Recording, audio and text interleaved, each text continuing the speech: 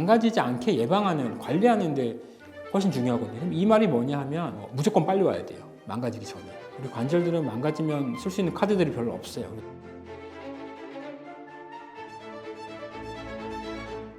네, 안녕하세요. 연세 이음정형외과의 박민석입니다.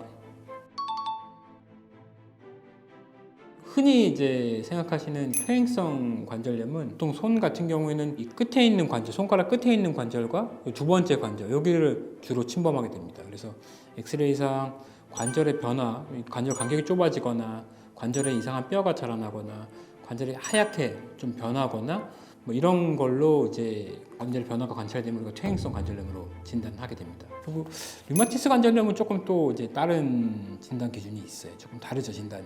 류마티스 관절염은 보통 남자보다는 여성분이 더 호발하게 되고 20, 30대부터 진행되게 되고 상당 기간 20, 30대 동안 진단을 못 받았던 분들이 한 40, 50대 정도 돼서 이제 변형이 좀 심해지거나 통증이 심해져서 이제 진단을 받는 경우도 있거든요.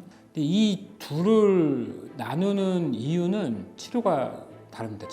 치료하는 약제가 좀 다르기 때문에 두 가지를 좀 나누게 되고요. 류마티스 관절염 진단 기준이 따로 이제 돼 있어요. 류마티스 관절염은 특징적으로 이제 증상, 손가락이나 발가락, 스몰 조인트라고 하는 작은 관절에 주로 증상을 일으키게 되고요. 그리고 특징적으로 류마티스 관절염이 호발하는 이제 부위들이 있거든요. 근데 그런데 이제 증상이 있는지, 그리고 뭐 이게 얼마나 기간이 됐는지, 피검사상에서 얼마나 이게 수치가 류마티스 검사는 피검사 수치가 좀 높게 나오는 데가 있거든요. 그래서 그런 것들이 얼마나 높게 나오는지를 종합적으로 스코어링, 점수를 매겨서 진단을 하게 돼요. 그래서 일정 진단 기준이 증상이 합당해서 커트라인 6점인데 6점 이상이면 류마티스 관절염, 6점 이상이면 류마티스는 진단 아직 못하는 거예요. 정상과 류마티스 관절염 요 사이가 있거든요. 사이. 이 사이에 있는 분들도 분명히 있어요. 현재는 류마티스 관절염이라고 보기는 좀 애매한데 그리고 퇴행성 관절염은 아닌 이런 중간지대에 있는 환자분들도 분명히 있거든요. 진단 기준은 제가 또 조금 이따 다시 말씀드릴게요.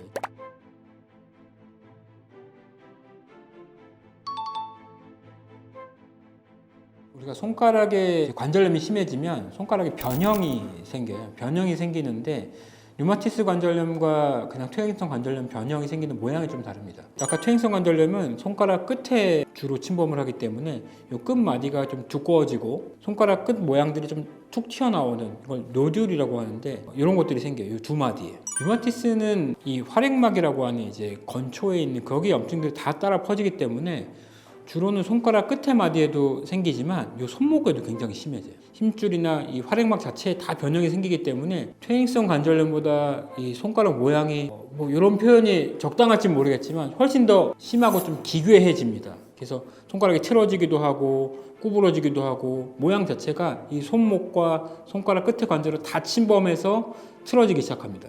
그리고 움직임도 굉장히 제한이 돼요.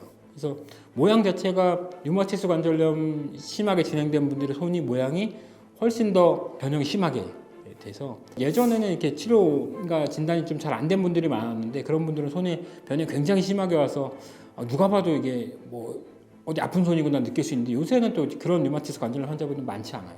그래서 모양이 조금 다르다. 류마티스 관절염과 퇴행성 관절염. 근데 이거는 다 심하게 진행된 후에 나타나게 됩니다.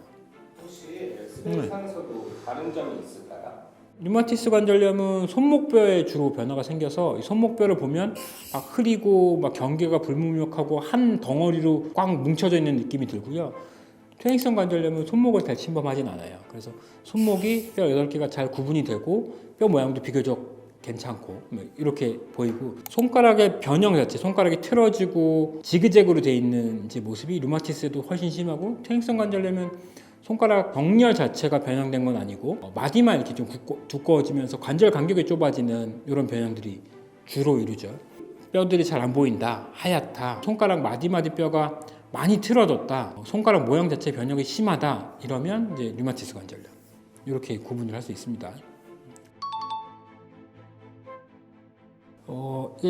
퇴행성이든 류마티스든 주로 아침에 뻣뻣해요. 아침에 뻣뻣하고 사용하다 보면 괜찮고, 근데 류마티스의 대표적인 증상이 아침에 아프고 뻣뻣하고 하는 것도 이제 더 있고요. 근데 퇴행성이라고 뭐 저녁에 아프고 류마티스라고 아침에 아프고 이러진 않고요. 주로는 아침에 더 뻣뻣해집니다. 그건 이제 자는 동안 우리가 손을 이렇게 움직이지 않고 이렇게 놔둔 상태에서 주무시기 때문에 이러고 나면 요 염증 반응 때문에 조금씩 굳게 되고 요게 이제 아침에 좀 뻣뻣한 느낌을 만들게 되거든요. 근데 또 사용하다 보면 좀 괜찮아지죠. 류마티스가 대표적으로 아침에 증상이 생기거나 좀 더 뻣뻣해지는 경향이 있다. 이렇게 말할 수 있습니다. 완치를 내가 통증이 없이 일상생활하게 가능하게 사용한다라고 하는 거는 가능할 수 있죠.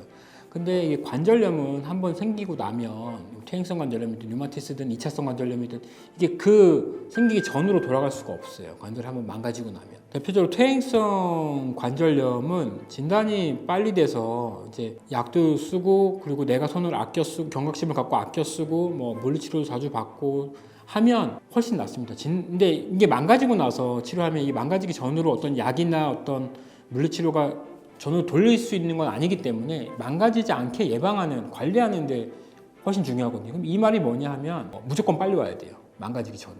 우리 관절들은 망가지면 쓸 수 있는 카드들이 별로 없어요. 그래서 퇴행성 관절염도 망가지기 전에 조금 이제 아프기 시작할 때 오면 훨씬 치료가 편하죠. 편하고.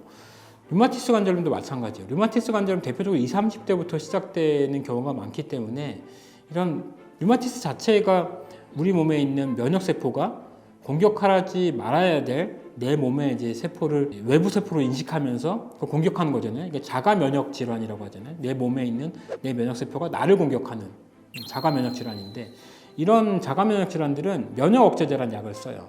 그래서 면역 억제제 치료를 잘하면 염증 반응 확 낮추죠. 그러면서 염증이 안 생기면 관절의 변형도 안 생기고 이런 이제 좋은 선순환으로 갈 수 있는 거죠. 그래서 MTX라는 약, 뭐 염증을 좀 가라앉히는 스테로이드라는 약, 그리고 말라리아 약들 중에 이제 항말라리아 약들 중에 류마티스에 좀 효과가 있는 약들, 그런 걸 우리가 드마드라고 하죠. 그런 약들을 적재적소에 잘 조절해 쓰게 되면 류마티스의 진행 속도를 늦출 수 있습니다.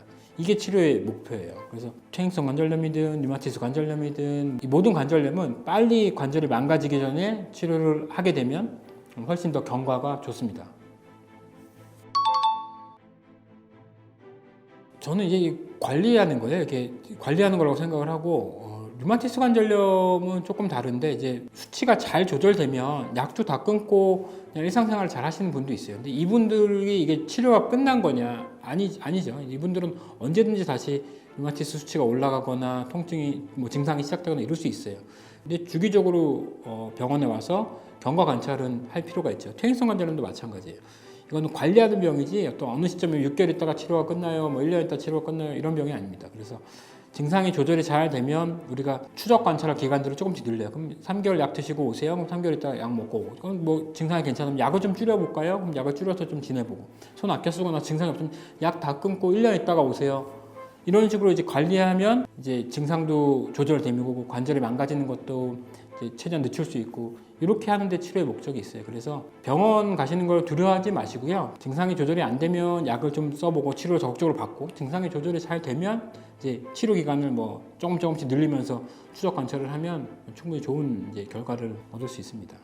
손을 이제 아껴 쓰시는 분들은 손 사용량이 많지 않고 관리를 잘 하시는 분들은 50대, 60대 가셔도 관절염이 거의 없이 잘 지내시는 분도 굉장히 많아요. 그래서 손가락이 아프고 자주 붓고 아프고 하면 꼭 병원에 가셔갖고 이게 관절염이 빨리 오는 게 아닌지 그리고 내가 혹시라도 류마티스 관절염이 아닌지 아니면 다른 병 때문에 생긴 2차성 관절염이 아닌지 진단을 정확히 좀 받아볼 필요가 있고요. 그리고 관리를 잘 하시면 20대 때 관절염 생기기 전에 관절염 돌릴 수는 없지만 안 아프게 일상생활 하면서 크게 불편하지 않게 사용할 수 있는 관절로 오래오랫동안 사용할 수는 있습니다. 그래서 꼭 어르신분들 손가락이 아프고 하시면 병원에 가셔갖고 적절한 진단과 치료를 꼭 받으셨으면 좋겠습니다. 영상의 구독과 좋아요, 알림 설정 꼭 부탁드리겠습니다. 감사합니다.